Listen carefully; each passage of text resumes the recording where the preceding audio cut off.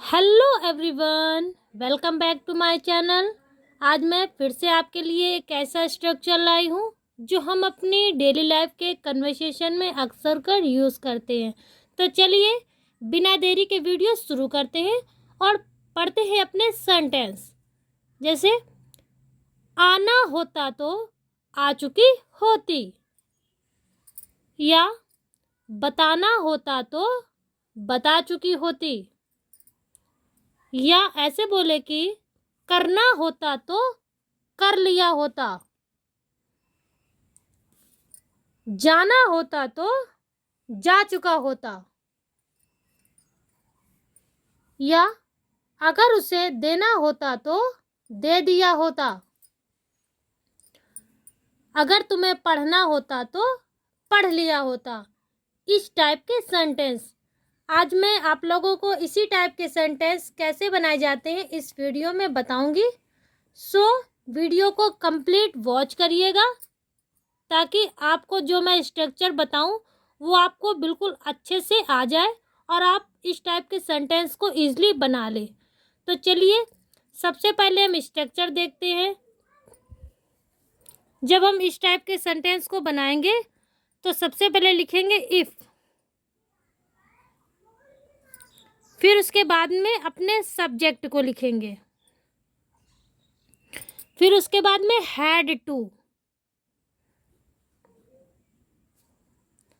फिर वर्ब की first form, फिर उसके बाद में ऑब्जेक्ट। ऑब्जेक्ट लिखने के बाद में हम कॉमा लगाएंगे और फिर से अपने सब्जेक्ट को लिखेंगे, फिर वुड हैव का यूज करेंगे,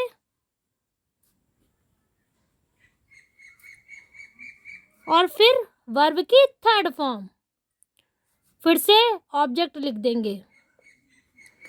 इसी स्ट्रक्चर से हमारा सेंटेंस बनाया जाएगा। आई होप आप लोगों को स्ट्रक्चर अच्छे से समझ आया होगा। तो चलिए अब इसके एग्जाम्पल भी मैं आपको बना के बता दूं ताकि बिल्कुल अच्छे से आपको समझ में आ जाए। आना होता तो आ चुकी होती, या फिर ऐसे बोले कि अगर आना होता तो आ चुकी होती। तो चलिए सेंटेंस को बनाते हैं स्ट्रक्चर के अकॉर्डिंग।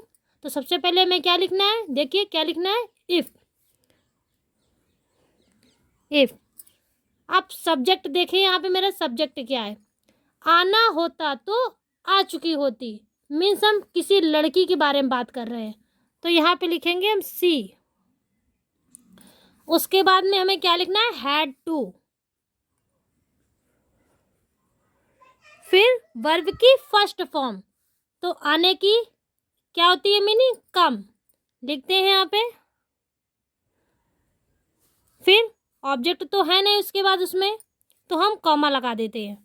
फिर से अपने सब्जेक्ट लिखेंगे सी, फिर क्या लिखना है, वुड हैव,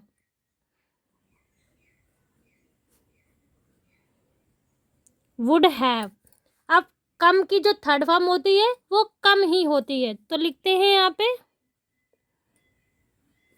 ओके गाइस, हमारा सेंटेंस बन गया, if she had to come she would have come.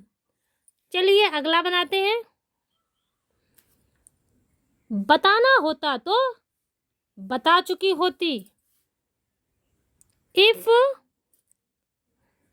C had to, बताने की इंग्लिश क्या होती है, टेल, कॉमा लगाते हैं। फिर से अपने सब्जेक्ट को लिखेंगे सी वुड हैव।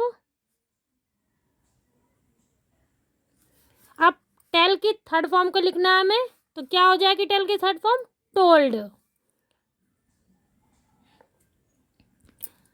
हमारा सेंटेंस बन गया, if she had to tell she would have told. चलिए अगला बनाते हैं।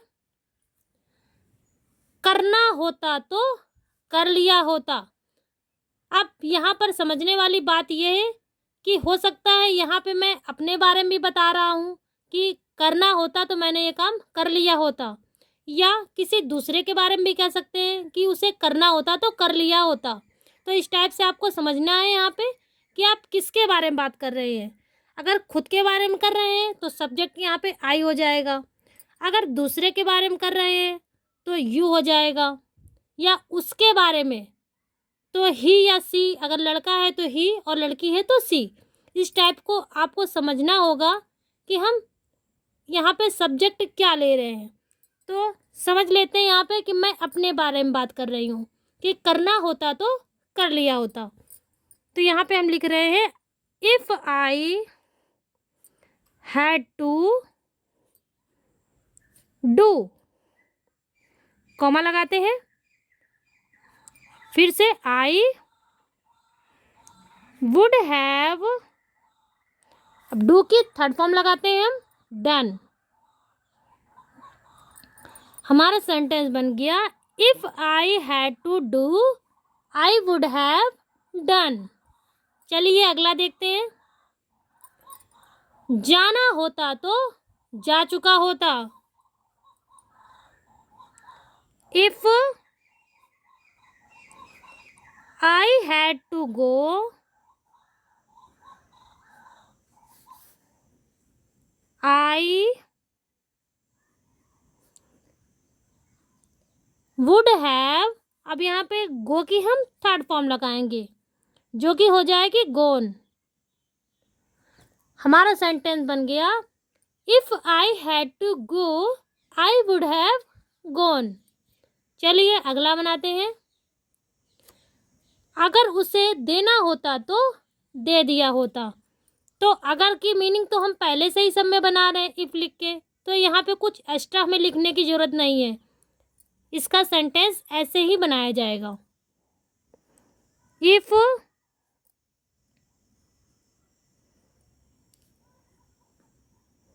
ही हैड टू गिव, फिर से कॉमा लगा देंगे,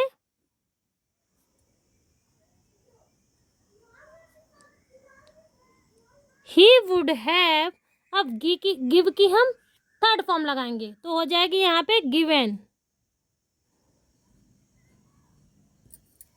हमारा सेंटेंस बन गया if he had to give he would have given. चलिए आगे देखते हैं। अगर तुम्हें पढ़ना होता तो पढ़ लिया होता। If you had to read you would have read. I hope आप लोगों को ये स्ट्रक्चर बिल्कुल अच्छे से समझ आया होगा। Thanks for watching. मिलते हैं इसी तरह की नेक्स्ट वीडियो में, तब तक के लिए बाय बाय।